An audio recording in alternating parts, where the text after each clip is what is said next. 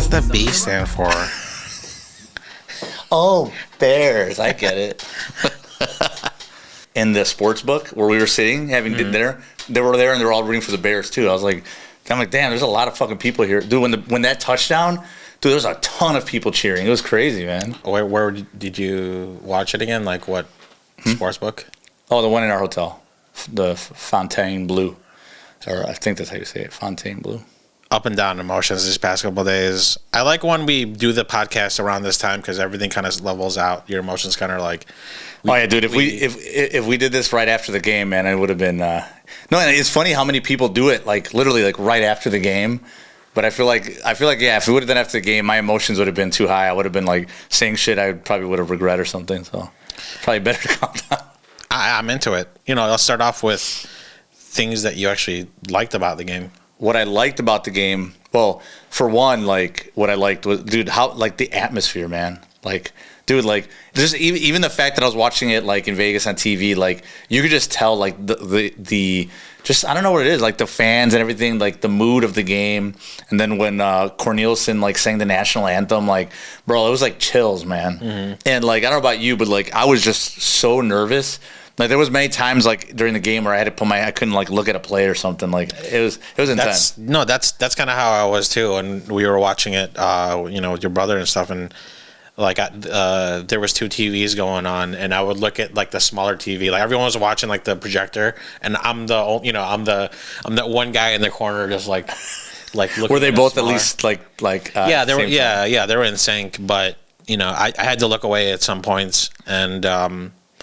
But yeah, I don't know. I no matter what, I enjoyed, the season because, like, again, in comparison to last year, we were just disgusted about everything. But like, even having lost now, this past weekend, that like I feel like that, yeah, like the I got my, money's worth. I agree, and honestly, man, this to me. Tell me if you agree, but like to me, this was the most enjoyable season as a Bears fan since 2006, since we went to the Super Bowl. I mean, like I said, who would have predicted this? Like, Ben Johnson. Obviously, we were happy when we hired him, but I don't even think anyone thought that he would be as good as advertised, right, or as this good. And then Caleb has, became better. And and again, we've covered this in nauseam. I don't want to get too into it, but you're always going to have the naysayers, the people who try to like bring him down on certain things that he does, or like I said, the big completion percentage thing. But again, I thought he really made a lot of improvement this year, and he's still getting better. So he still has some room to improve, which is scary. But yeah, I'm overall. I mean, if you told me we're going to be in overtime going to go to the NFC Championship game, we all would have taken it and signed up for it.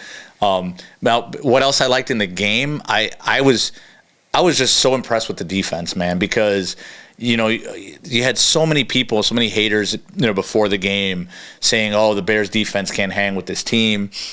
I don't know if you saw the Alex Smith clip where he's like, "Oh, LA is going to drop 50 on the Bears," and all this shit. And no, I mean, they held their own. The first drive, if you remember, the Rams scored right away, after we didn't score. And it seemed like right after that, though, our defense was played as good as they can play. I mean, if you look, Puka Nacua, didn't kill us. I think he maybe had like 5-6 receptions, didn't really go for tons of yards. I mean, Devontae Adams only had 2 catches.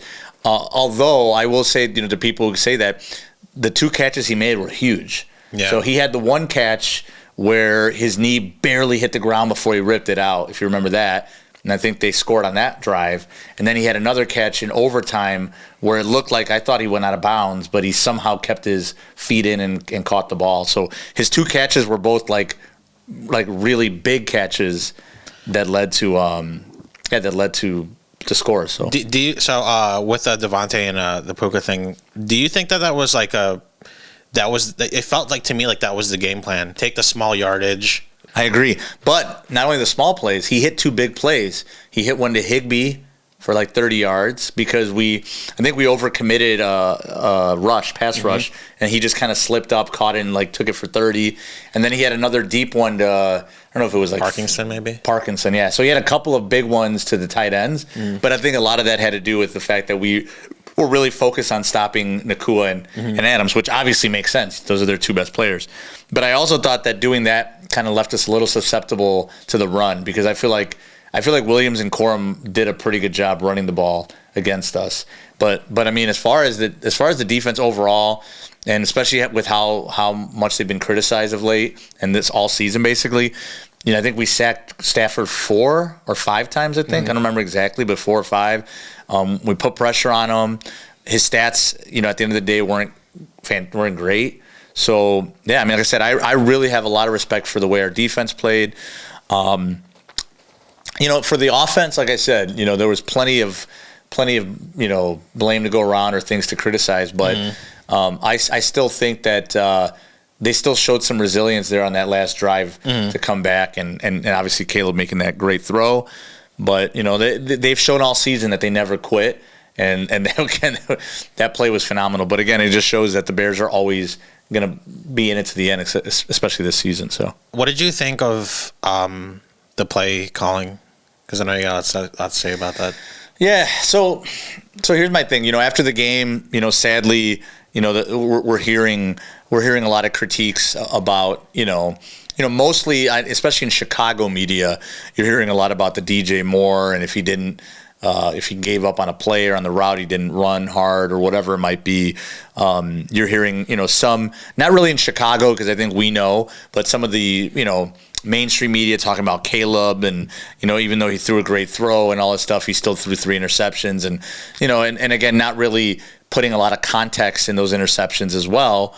So, I'll touch on that later, but no, like I said, I feel like the play calling to me was a little suspect. And again, this is not me trying to, downplay anything that Ben has brought in or everything. Like, I love Ben Johnson. I'm super happy we have him, and he's been amazing this year. But in this game, it's okay to put a little bit of the blame on him, I think.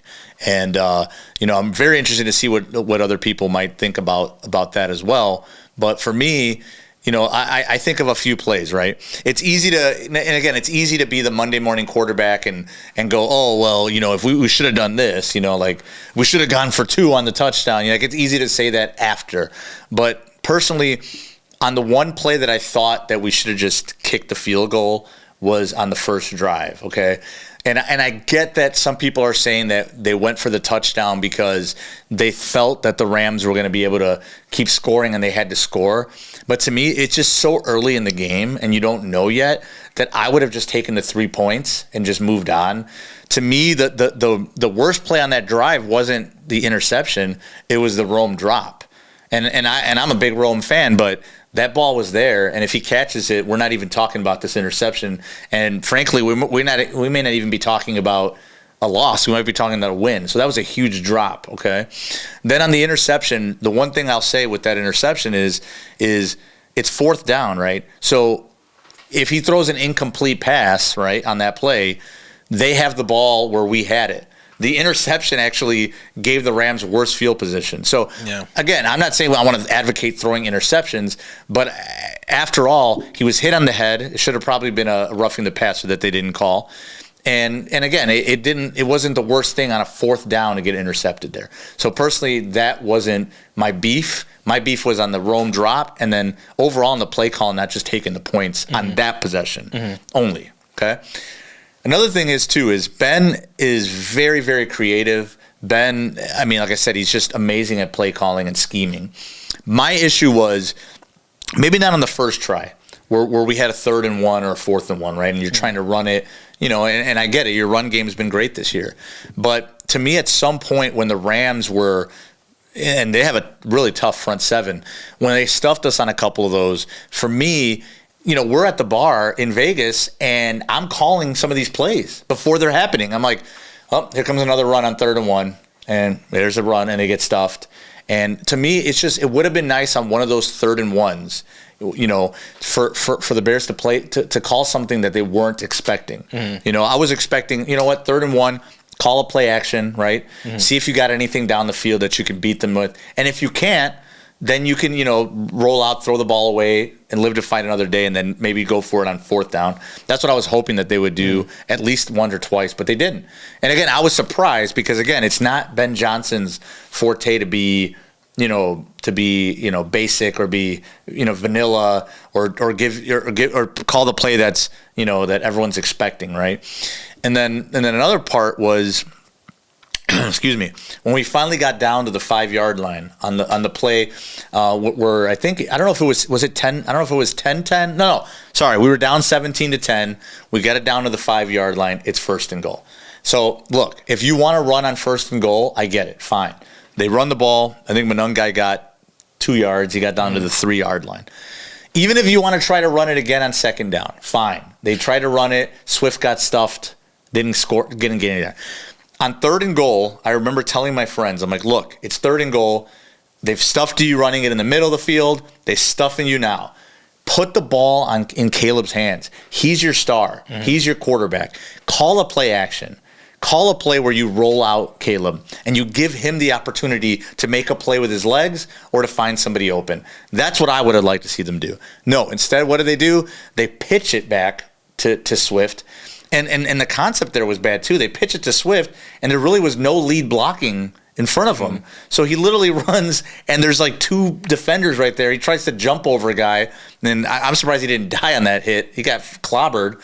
But now it's 4th and 2, and now 4th and goal at the 2, and now guess what? Now you have to throw it. And now guess what? The Rams know you have to throw it. Now you throw an incomplete pass, and you literally ruin an opportunity from inside the 5. So by all means, I give the Rams defense a ton of credit. But you should know at this point they have a great front 7. They've already been stuffing you all game. And again, 1st down, 2nd down, you want to run it, fine. But I just think that it became a little bit too predictable at some points, and it really cost us. Yeah, was that that run? Was it Swift that tried to hop over? Yeah. That's what I'm saying. It was 3rd and goal, and they literally pitched it to the outside. Which, if you want to pitch it to the outside, you should have some kind of scheme where you got lead blockers going out there to lead them in. And I felt like he got the pitch, and it was just him and just Rams defenders. It just seemed like a kind of a bad play call. And to be honest with you, like I said, I would have liked to have seen the ball in Caleb's hands. In fact, now that I want to give Ben a little bit of credit is on the ones in the middle. If you notice later on in the game on 3rd and 1, 4th and 1, he was just having Caleb sneak it. And so in that, I understand what he was doing, and I do like that he made some changes, but I would have preferred to see, like I said, a couple of those changes on that earlier in the game, and on that goal, 1st to goal to go from the 5, I would have just preferred something and then just running the ball 3 times in a row. Okay.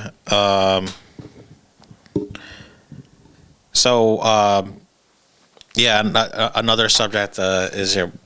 What do you particularly think of this DJ Moore debacle that everyone's talking about? Yeah, man, this is one of these things, right? So again, like I said, after the game, we're in Vegas. After the game, we're all kind of sad and disappointed, and funny enough, at our hotel, there was actually a good amount of Bears fans. So after the game, we're all talking, and a lot of people were like DJ Moore, and a couple of things came out. Chase Daniel, made a big post where he blamed DJ Moore and said his lack of effort. And so here's my take on it. I understand it could have been DJ Moore's fault, no doubt, right? But in my opinion, that play was on. It's a collective problem, right? To me, it's more of a DJ and Caleb miscommunication. Now, maybe DJ should have flattened the route, but Caleb, still at the end of the day, made the throw. He had a lot of time. He could have maybe found a different avenue. Maybe there was somebody shorter open. I don't know. But when you throw that ball and you release it, and he was expecting maybe DJ to be coming back, but there was still 2 defenders there. And so, maybe you don't uncork that throw. But again, that's still a little rough. But to me, the biggest thing was the play call. And again, this goes back to Ben Johnson, right? you have the momentum. Momentum's all on you. It's second down. It's not third down. It's not fourth down. It's second down. You're 10 to 15 yards maybe from getting into Cairo field goal range. All you need is a field goal to win. I just don't understand why you're making that play call. And it would be one thing if you watched the play and it was one guy going deep, or maybe even two guys going deep, but you had a couple of guys running shorter routes or coming out for a check down in case this play doesn't, materialize. Caleb can just dump it off. We can take 3 or 4 yards and then move on to third down. I was just disappointed that you called a play where literally everyone was running downfield, and so Caleb really standing back there with no one to be able to kind of dump it off to, and he's got to throw a deep ball. So again, he threw the pass, not Ben Johnson, right?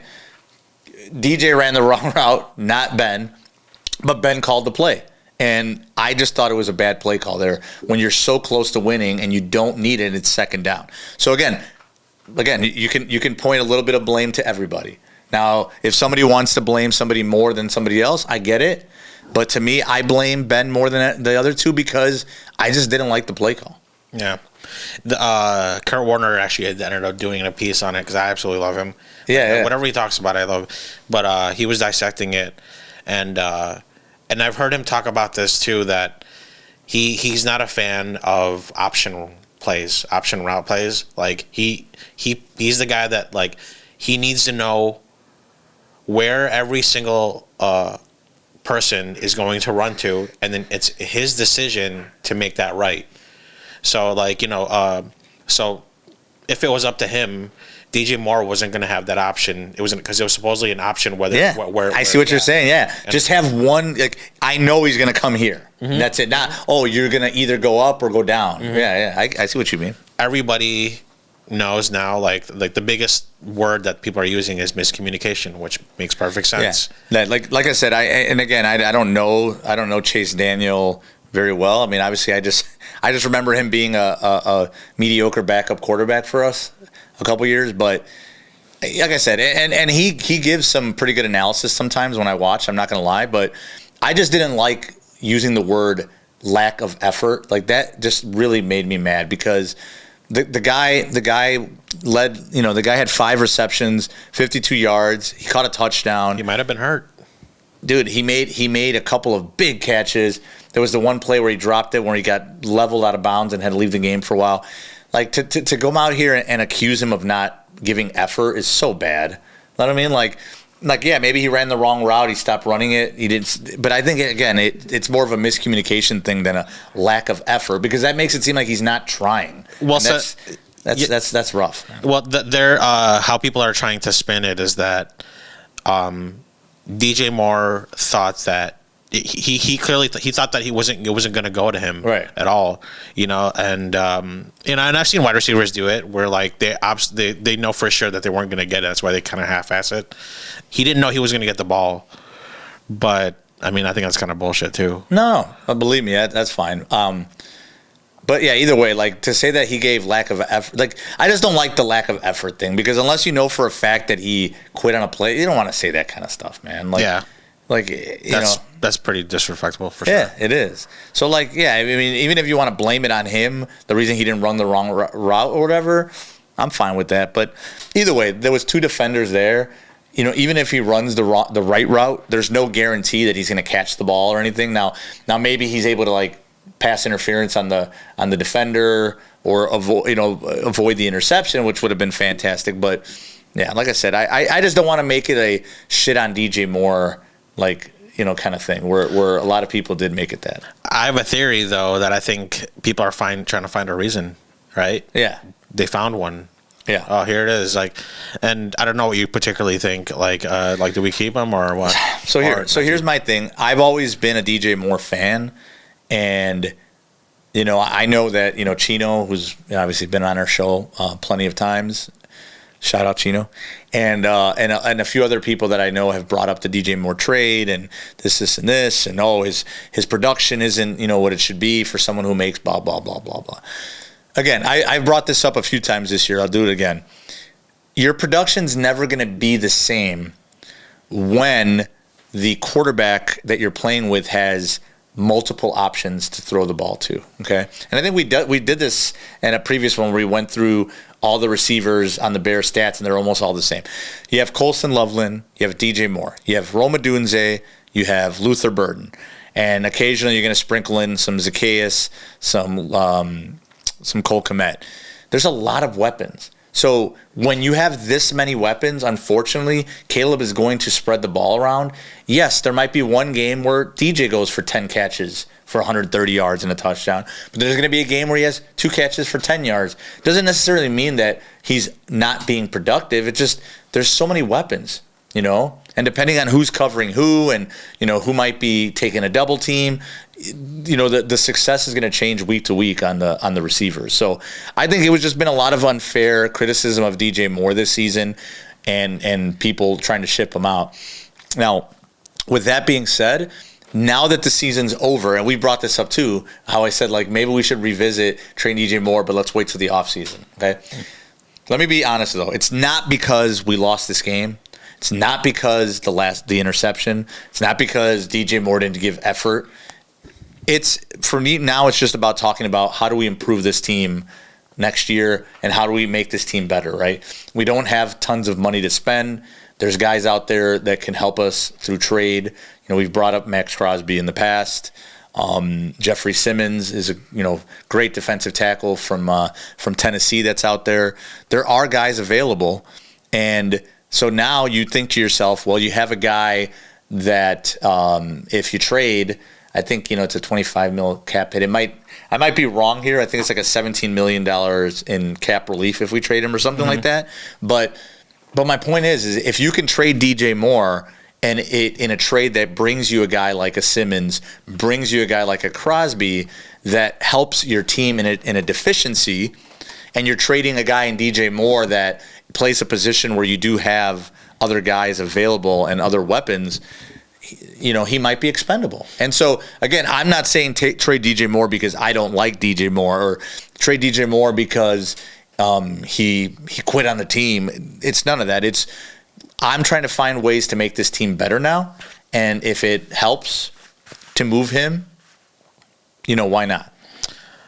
And, I mean, he's not a number one, right, in terms of the receivers that we have. I don't know if, like, where would you put him? You know, like because people are talking about how, like, you know, like Rome is supposed to be number one. See, like, I just think that sometimes that is very overblown because I feel like the Bears have 3 receivers that are all super talented.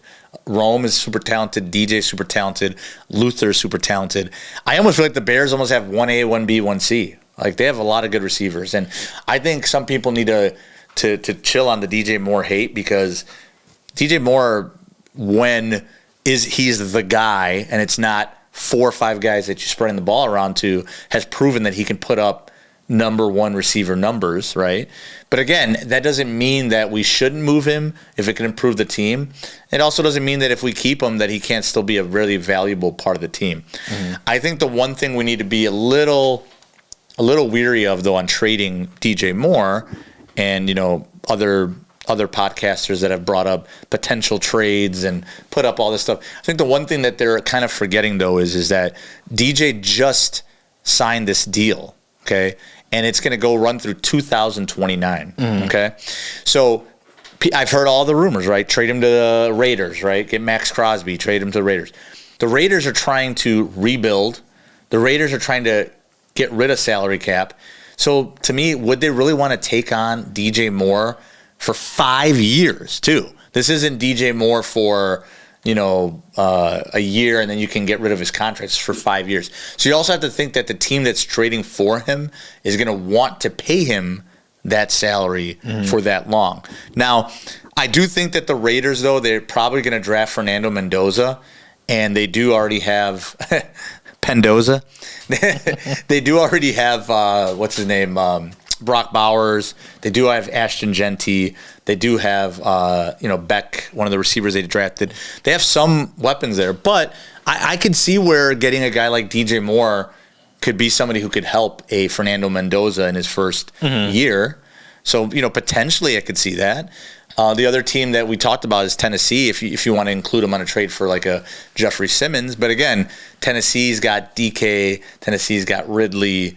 Maybe they want to get a DJ Moore there, but again, it's going to depend on if these teams want DJ Moore and want to pay him that than it is on whether or not Ryan Poles wants to trade him or Ryan Poles is trying to trade him. Because I think a lot of things, what's going to happen is if you don't hear trade rumors or if you don't see him traded, you're going to hear a lot of fans complaining, why didn't we trade DJ Moore? And I think what some fans need to realize is that it's a lot harder to trade guys, and the cap in the NFL is very it's kind of complicated, actually, to be honest with you. So it's not always as easy as it seems to just trade somebody. So, but we'll see. I mean, like I said, I'm for trading them if it helps our team. But again, there's no hate on DJ, and I don't, I'm not like wishing anything bad or anything like that. So, Ryan Poles has his work cut out for him. He's gonna have to be very creative. The cap, like I said, we don't have tons of cap space, so. It's going to be one or two things. You're either going to have to make a trade to improve your team and try to match the contracts into a certain point where you don't, where you don't overextend yourself. But at the same time, the nice thing is, if the Bears can't make that trade, or if these teams want too much for the players, or if they don't want a guy like DJ Moore, the Bears do have the ability to restructure some contracts. And we'll show the players that we're talking about with restructuring the contract, but they have the ability. And again, I'm not saying they should go gung ho because you restructure a bunch of deals. You could really pay the price a few years down the line. But my point is you have the ability to restructure one or two deals if need be to free up some cap space and maybe sign a free agent guy. They might not be as good as like a Max Crosby or a Simmons, but you might be able to get what's the guy I was looking for, like a Joey Bosa or a Khalil Mack.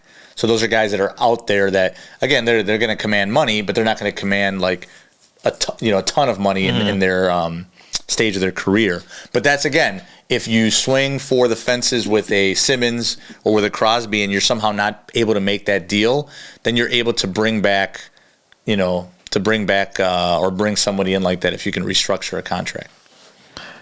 Who would you let go off the top of your head? Okay.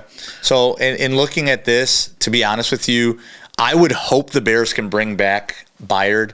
I was a big fan of him, and not only in how he played, and again, I get it. He had 8 interceptions or 7 interceptions, and I know a lot of people expect him to regress, which is understandable. But I think if you can get him at a 1-year or 2-year deal, I think he still plays the position at a pretty high level, and I think he also is a really good clubhouse guy, a good guy to have as a leader. So I would like to see them bring back Byard. Jaquan Brisker, look. That Rams game, Brisker was awesome. He really was, and it really showed on the field. But if I'm going to be honest with you, this season, I still think overall he was very up and down. And then I also feel like you got to still think about those concussions because it didn't affect him this year, but he's had 4. And remember last year, he missed a ton of games and people didn't know what was going on, and it was a concussion thing. So in my opinion, I just feel like we can use the money elsewhere. And I would, like I said, I would rather not pay him.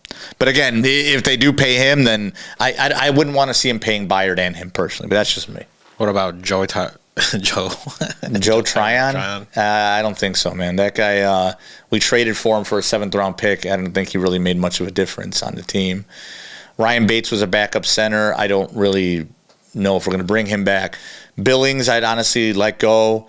He wasn't that great this year, and again, that's one of our focuses this year is upgrading in the trenches. I really feel like we need to upgrade there, and obviously if we can get a Jeffrey Simmons, that would be amazing. But if not, we still can upgrade, either through the draft or through free agency. I think somebody better than Andrew Billings. And other than that, Zacchaeus, bye, see you later. I mean, no offense, but we got enough receivers, I feel we can get somebody else where we don't need to sign them. But looks like everybody else here is just small names, really. Oh, Nashawn Wright's one. Again, personally, I would let him leave. It's not that he's going to command like top corner money, but even if he commands like $5 million, I feel like we can use that $5 million elsewhere. If you watch him, he did put up a lot of numbers when it comes to turnovers, but there was plenty of games where I see him getting burned all the time, and I just think that regression is definitely coming for him. And I'm happy for him if he gets paid by somebody and gets the money. I just personally wouldn't do it myself. Let's see here, Nick McLeod. Yeah, now we're just getting to some of the backup guys. Yeah. DeMarco Jackson, though, $994,000. We can bring him back for a little bit. I wouldn't mind having him as a DeMarco as a guy that we can either start or use as a rotational guy. Another guy we haven't brought up, Tremaine Edmonds. Again, great locker room guy. Love to see him after every game yelling, "This is Chicago" and all that. but man, I'm sorry, man. He was making too much money. He had his best year with us this year. A lot of interceptions, but again, for the amount of money you're paying him, for a guy with the speed that he has, just looks lost out there way too many times. His tackling wasn't the greatest, and just again, I just saw too many plays where I'm just like, this guy's not playing to his potential and how much money we're paying him. So I think we can cut him this year, which is great, and I would love to be able to use that money somewhere else. But with that being said, we got to replace him. So we got to find another linebacker, maybe a guy that is a little faster, maybe a guy that can just move around a little faster and be more of a sure tackler. I would take him over Edmonds. What about Travis Homer? Travis Homer, man, that's our third running back, but we didn't really need to use him much because we had a good 1 and 2 punch. So I don't know if they're going to bring him back, to be honest with you. But he also is a good special teams guy, so who knows? Maybe they do bring him back. I'm not sure. Overall, very, very entertaining season, and I feel like, the Bears are definitely onto something. I'm a big documentary nut. I love the 30 for 30s. Yeah. The GOAT documentary, 30 for 30 behind us.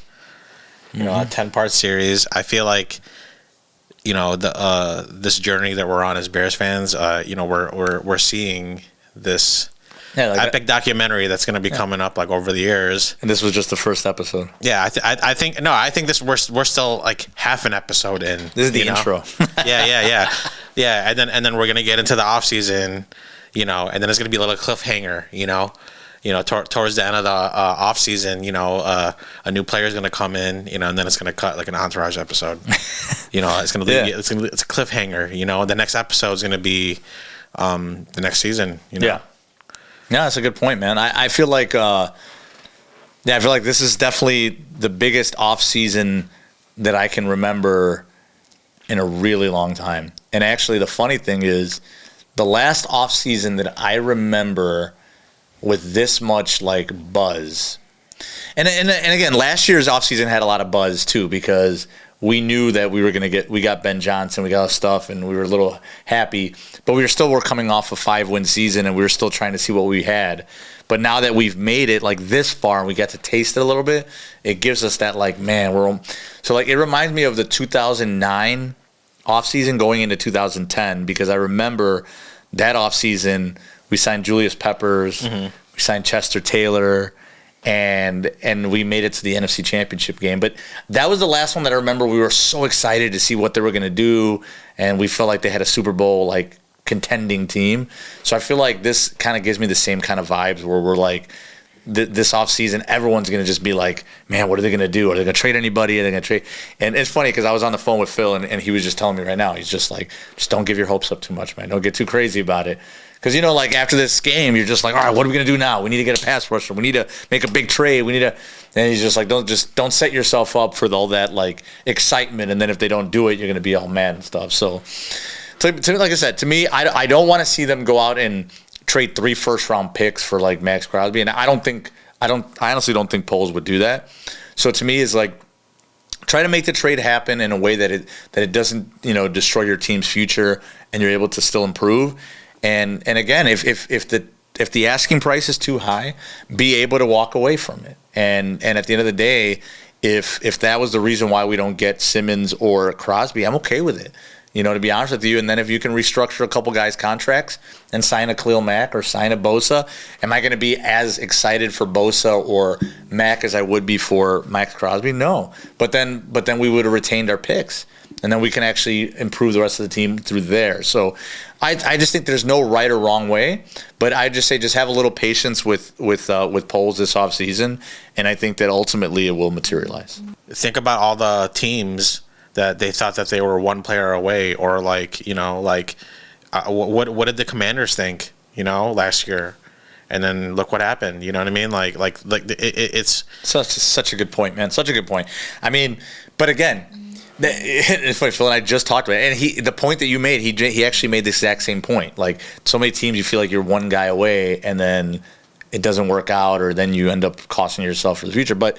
But then it's almost like Jekyll and Hyde, though. Like, if you don't go for it and you lose, then people are going to be like, you should have gone for it. You had a chance to trade for that guy. But then if you make the trade and that falls out and that guy doesn't play as well, or you don't win, look at it, what a waste of a trade. So I feel like you're always opening yourself up for criticism no matter what. But look, when the Packers traded for Micah Parsons, right? They were going for it, right? They felt like, hey, we have a good enough team. We might be this guy away from like really contending for a Super Bowl. Let's go for it, right? Mm. And this year it didn't work out for him. He got hurt. They fell short. They got eliminated. Fuck the Packers. But at the end of the day, like, they went for it, right? And when he gets back from his injury, they're still going to be a very formidable, contender. So again, only thing I don't want is for Poles to make a trade that doesn't fit what the team is trying to do. I don't want to trade a bunch of first round picks where then we're crippling the rest of the roster. But if you can get them if you can include a DJ Moore to kind of make the salaries match, and you only have to trade one first round pick, maybe a third, maybe a second, other than that, I might do it. But if they're asking for like 3 first round picks or something, I'm telling them to kick rocks. I'm not making that trade. And that goes for Jeffrey Simmons as well. Very, very good player, but at the same time, like, you don't want to overextend and not be able to then improve the rest of your team. Ben's press conference today kind of like says a lot. Like, he made some really great points that every year is just like it's a brand new year, and that it made me think, man. It made me think that just outside about like picking up players, to improve your team, like, fans are always very quick to assume that, like, oh yeah, we're gonna be better next year, dude. That's why I kept telling you all throughout the season. It's just, this is a weird season, dude. Like, Mahomes is gone, Lamar is gone. Like the Bills are in fucking shambles. Like fucking it's. And the Eagles are fucking like are sucking. Yeah. No, and then you said the Commanders. 1 year in the NFC Championship, 1 year, you saw the difference that a year can make. So yeah, so nothing is basically nothing is guaranteed. Nothing is guaranteed. No, and that's the one thing that kind of like really kind of levels me out and kind of like, oh shit, maybe we might not even come back. Like, I don't know, like. I guess I'm just more cautious, like like how you'd put it, that more more cautious, Yeah, I don't know. It just kind of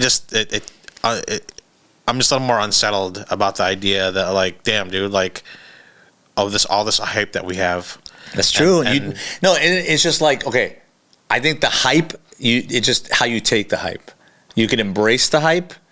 And you can pump yourself up in the right way, or you can let the hype go to your head, and that's what you don't want them to do, and then just show up here next year like everything's like going to be given to them, and that's when you can fall flat.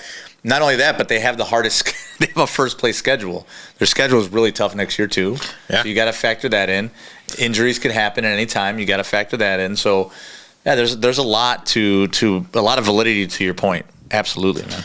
Yeah, I mean. Again, like who's to say that, like, we're going to be in any position to, like, like who knows? Who knows? Like some of these teams that I just mentioned, like they could wake up and fucking they're good again. Yeah. You know what I mean? Yeah. And you're right. Look at Buffalo, man. Like when you talk about shambles, did you happen to see that press conference with the Bills today? With the president or whatever. Yeah, did you see that? What he said? there was a comment. There's so fucking stupid. Like, yeah. First of all, like I get that. Okay, you fired the coach, right? And your GM's right next to you. So I get that you're trying to, make your GM feel good and try to deflect the blame to the coaching staff because they're fired now. But like I was like, how do you think the player feels? Like they're like, oh, Keon Williams, that wasn't his pick. It was the coaching staff's pick. Bro, he's still on your team. Yeah. And I'm sorry, I said Keon Coleman. Sorry about that.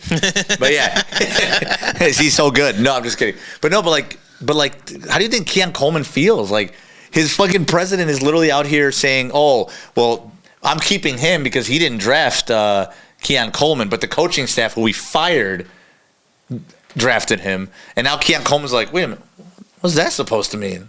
You know what I mean? Like, yeah, those are the moments where, again, like, yeah, so like, cringy. Luckily, like, we're on like the better side of things where we can kind of like we're on the outside looking in. It's like, man, that's fucked up, bro. Like Josh Allen crying after the game, Brandon Cooks was crying, Deion Dawkins was crying. I'm like, man, dude, they're literally in shambles. They're literally like their fans at this point, Bro, Buffalo can never catch a break. Yeah, I remember our first crying moments, Yeah, and then before we don't have to talk much about that game, but I'm going to say this too. Like Josh Allen might be one of my favorite players in the league, and arguably the best quarterback with him and Mahomes probably. But like. And I get it, man. In the other previous losses, it definitely wasn't his fault. And a lot of times he put up tons of points. But, like, let's be honest. In this game, it's hard to say. When you're the best player, some of the turnovers he had was bad.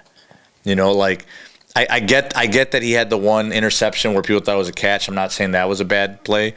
But, some of the fumbles and not protecting the ball, the interception he threw in the middle of the I think it was like he was throwing it in the middle of the field into towards the end zone. He got intercepted. Wasn't a great throw. But personally, the worst play I thought he made was at the end of the first half, where he was trying to like run the ball or something, and there's like no time, like barely any time on the clock. I'm like, dude, just fall, take a sack. And I don't know what he did. He like pitched it or something, and it fell, and then cost him 3 points and pretty much cost him the game. So, and again, I'm just saying that there's certain times where I feel like media and certain people, if it's a certain quarterback and that happens, they're all over bashing him. And when it's someone like Josh Allen, they kind of want to maybe excuse it or something. But again, he's still an amazing player. But I thought that he had a little bit more to do with their loss this week than he did in previous weeks.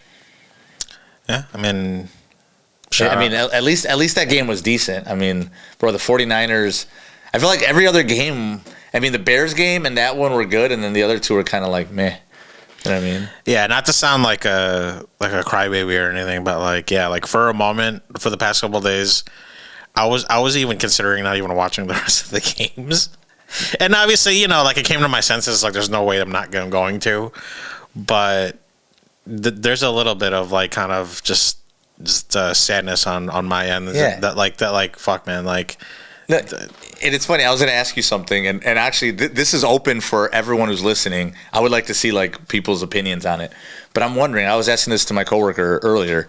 Would you prefer the Rams to beat the Seahawks and get to the Super Bowl, and maybe win the Super Bowl because they beat us and they barely beat us?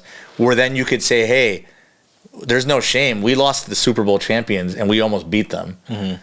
Or because they beat us, do you want to see them get beat? I think it's like a fair question. Like me personally, I don't have anything against the Rams. I don't. Like I like Stafford. I'm a fan of Puka. I'm a fan of Devontae. Now they beat us, but I feel like we almost beat ourselves more than they beat us. And honestly, it's not like the Packers where I can't stand their fans and we bicker back and forth. Like there's no rivalry there. Like the Rams don't even have real fans. Let's be honest. To me, like their real fans are in St. Louis. Like those are the fans that actually went and supported them. You watch the Rams, like I said, I mentioned last week. You watch Rams games that are in LA, and like half the fans are from the other team, every single week. So I don't know how realistic their fans are in LA. So like for me, if they win it all, it's not like there's going to be a bunch of LA people like talking crap to us. You know what I mean? So like, I don't know. I personally would rather see them go as far as like they can go, so that it makes it look like, hey, we took the champions literally at home and we almost knocked them out. Whereas if they lose, if they get smoked next week, then it's just like, you know? Yeah, one of the main reasons why I actually don't mind if like they win it all. I mean, because I did really think that they were probably going to make the Super Bowl like at the first at the beginning of the playoffs. But one of the main reasons why I don't mind is because I don't want to be like like these like fucking cheesehead like fucking fans that are like, see, you still lost, like, which is like the dumbest shit ever. Yeah. Because we get that, we've been getting that one comment that you saw that I was trying to bicker back at too. Where, bro, these fans are getting insanely ridiculous, dude. Honestly, like I saw a guy go, "Oh, congratulations for playing one more week of football than us," and I'm just like, man, like, bro, like they're just so petty. And the funny thing is, like, bro, you guys have been winning and dominating the rivalry and winning all this shit. And, like, you still come back with that? Like, it just shows how fucking lame your fan base is. Like, bro, if anything, you should be like, hey, we still have it. We still have done better overall. Let them have it. But for them to come out and say that kind of crap is like, bro, we still beat you, man. Mm-hmm. And you know most of their fans are a little scared right now, man. They see us coming. We're coming, dude. We're coming. We got a coach that isn't afraid. We got a quarterback that can come back at any time. Like, this is for real. And again, it's not, I'm never hating on the Packers just to hate. They have a really good team. They really do.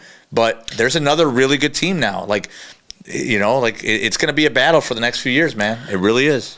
That's the one thing I loved about you guys in particular is that, like, yeah, like you guys are pretty well mannered in terms of Packers hate. Like, you give a lot of credit to them.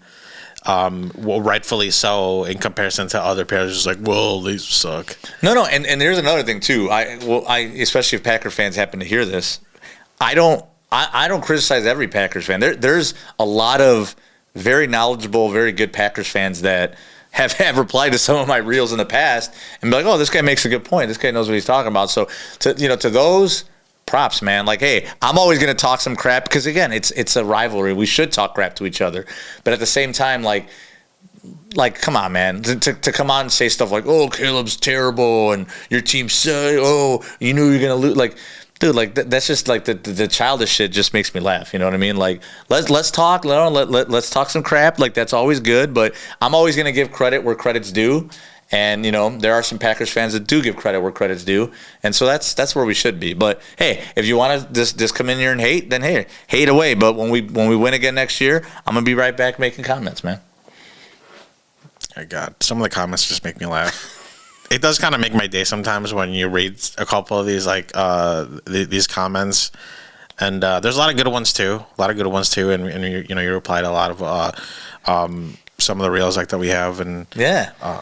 No, we always do, and honestly, we always welcome anyone to comment and stuff like that. We want to make this, that we want to make the podcast, and we want to make our subscribers feel like this is a kind of a fun page, and we want to have fun, and we want to communicate, and anything that you guys want to hear, anything that you guys want us to do, let us know. Like, we're open. We just want to make this the best podcast we can make it, man. Yeah, all we ask for is just try a little harder. If you're gonna say the Bears suck, like, just elaborate a little bit more. We none of these fucking like 3-word sentences and stuff like. Yeah, come with some facts. Yeah. Because I'm always ready with facts to clap back. So come with facts. Uh-huh. Yeah. But props, man. We do have a lot of subscribers now that I see are commenting multiple times and stuff. So like I said, we really appreciate that. We like I said, we're starting off this year and we've been growing pretty good, and we want to keep that momentum going. So if we're just gonna talk about the other sports really quick, yeah. The Cubs. The Cubs really haven't made any moves since we talked last week. So really not much to talk about there. Obviously the Bregman move and the Cabrera move, which we already discussed. But they did have their Cubs convention, so I did see that, and they had the 2016. Would you ever go to shit like that? I don't want to knock on it or anything like that. I was just asking if you ever. I've considered it. I've never been to one, so I think I talked to Phil about it before, and like. Do they get paid for like showing up there? Probably. I mean, it was like an anniversary thing, right? Obviously. Yeah, so it was their 10-year anniversary of their World Series team. So they had all the players there, which I thought was kind of cool. But no, besides that, they were a little quiet this week with making moves and stuff. So obviously, anytime the Cubs make a move or anything, we'll definitely bring it up. But I'm looking forward to probably the week after the Super Bowl, which should be closing in on when pitchers and catchers report and spring training starts, is when I'd like to do a Cubs season preview. So we'll definitely do that in an episode, and obviously by then football will be a little more tapered down, and we'll switch gears to baseball. But no, and again, I know Ryan watches and is a huge Cubs guy. So again, this is out to you that if you're more than welcome to join on that Cubs preview episode, because I know your stuff, and I'd love to have you on. So just an open invite, man.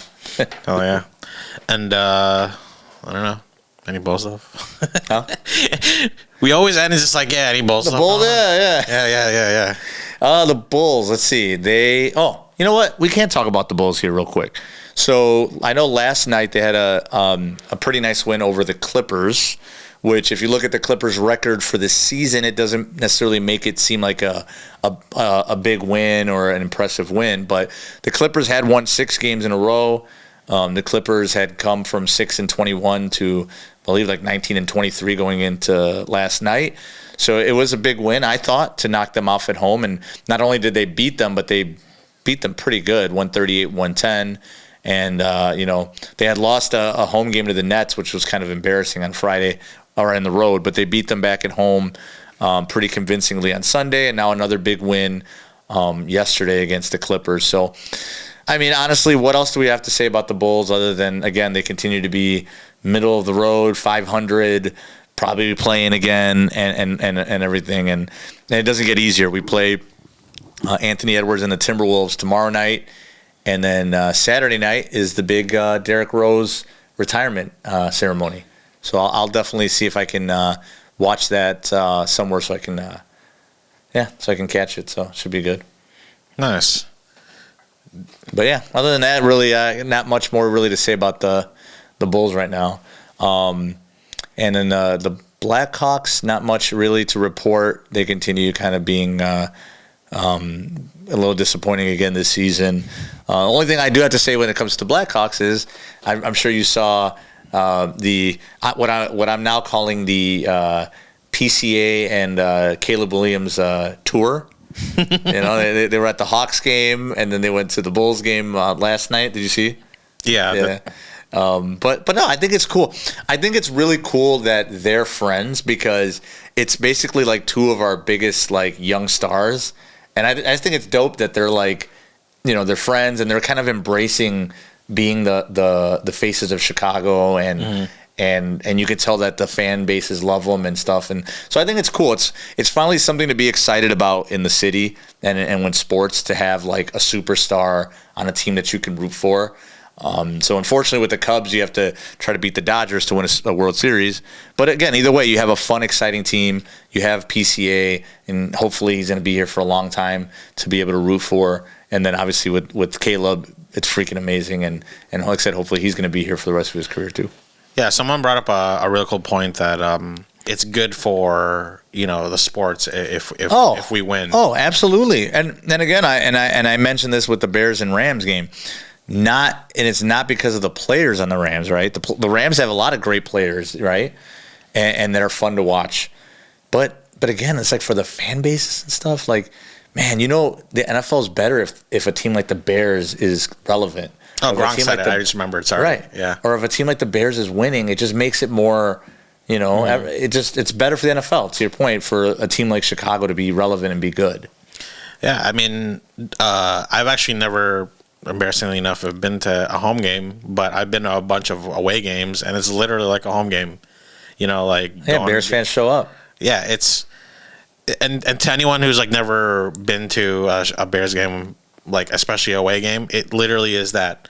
You know, you go to New Orleans, whatever, fucking like a lot. I mean, there's a good amount of Saints fans too, but a lot of them fucking show up. You know, we go to Detroit. There's a lot of them that show up. Fucking, you hear it. You hear it when you watch a game. Even no way, like a lot of them are fucking cheering for the Bears. You know, and I think that's the same way with the Cubs. You know, when I remember that one time we were in when we were in New Orleans, our Uber driver was saying that a lot of us are just Cubs fans. Oh yeah, well, you know, a lot of the cities that don't have a baseball team, they typically became either Cubs fans or Braves fans because the Braves were always on the Super Station on TBS, and so you could always watch a Braves game, or you know, the Cubs were on WGN, the Super Station, or TNT. TBS and TBS for the Braves, sorry, and then WGN for the Cubs. But I mean, I feel like most people became Cubs fans unless the Braves, who were so good in the '90s, maybe I could see some people becoming a Braves fan that didn't have a team. But but like I said, I think it's awesome, and I think that like I said, you know, just the last thing to just say to recap when it comes to the Bears is like you said, let's just enjoy this season. I know that the loss was disappointing, but let's just try a little bit not to just get hung up on the loss and what ifs and all that, and just be happy that we made it that far. It was one of the most exciting seasons to be a Bears fan, and just be excited for what's to come.